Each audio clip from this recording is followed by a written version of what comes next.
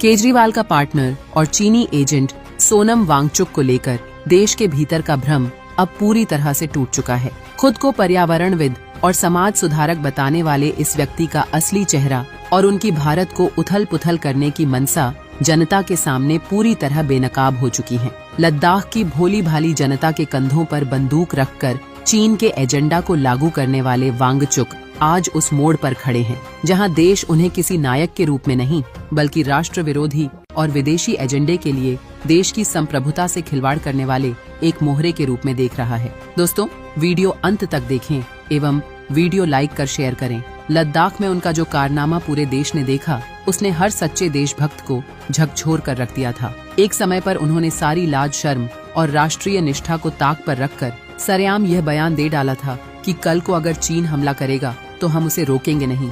जब चीन घुस आता है तो लद्दाख के लोग जान देकर रोकते हैं, मगर अब अगर भारत सरकार हमारे लिए कुछ नहीं कर रहा है तो अगली बार वो आए तो हम उनको रास्ता दिखाएंगे, हम रोकेंगे नहीं। हम जान क्यों दे जब हमारा कोई संरक्षण नहीं हो रहा है। यह बयान किसी भी नागरिक के लिए देशद्रोह की सीमा को छूने जैसा है। जिस चीन की विस्तारवादी नजरें हमेशा हमारे लद्दाख पर टिकी रहती हैं, उसे इस तरह का खुला आमंत्रण देना और भारतीय सेना के पराक्रम का अपमान करना साफ तौर पर चीन के एजेंडे को आगे बढ़ाने की घटिया कोशिश थी। लेकिन वांगचुक शायद भूल गए कि यह आज का सजग भारत है जहां ऐसे राष्ट्र विरोधी नैरेटिव बहुत जल्दी एक्सपोज हो जाते हैं। सोनम वांगचुक का असली एजेंडा अब सिर्फ लद्दाख तक सीमित नहीं रहा, बल्कि उनके बयानों ने यह साफ कर दिया है कि वे देश को तोड़ने वाली ताकतों के सुर में सुर मिला रहे थे।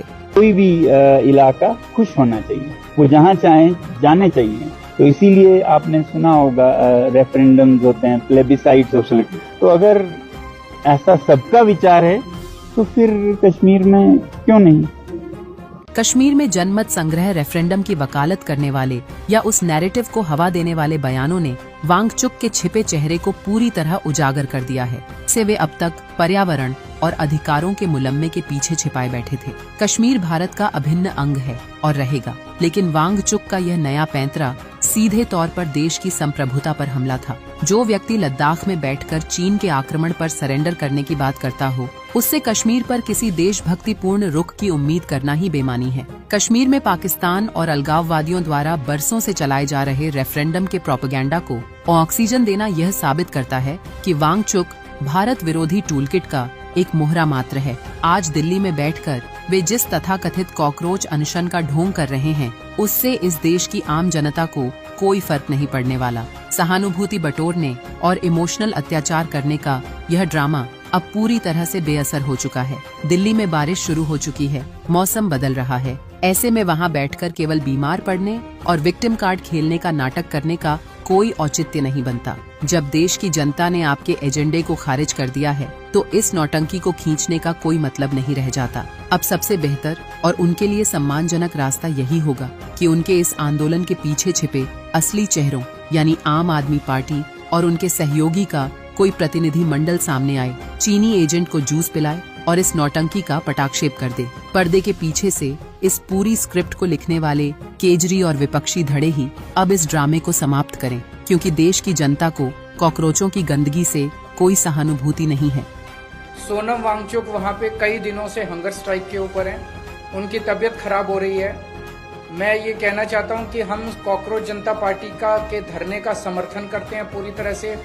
पूरी पार्टी हमारी समर्थन करती है, उनकी डिमांड्स का समर्थन करते हैं।